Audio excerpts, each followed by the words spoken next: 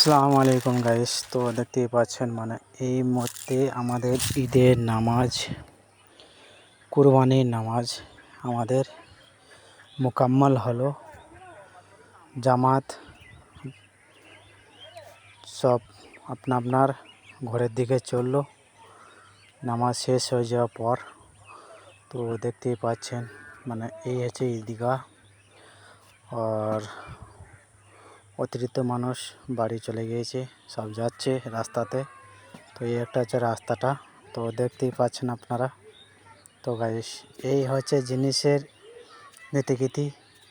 মানুষের 2 মিনিটের ধৈর্য নাই, মানে 1 সেকেন্ড লাগছে না। খুতবা শেষ হয়ে গেছে মাত্র, সবাই যাচ্ছে, আমাকেও যেতে হবে, কারো অপেক্ষা করা যাবে না। খুতবা যখন শেষ হয়ে গিয়েছে বাড়ি যেতে হবে।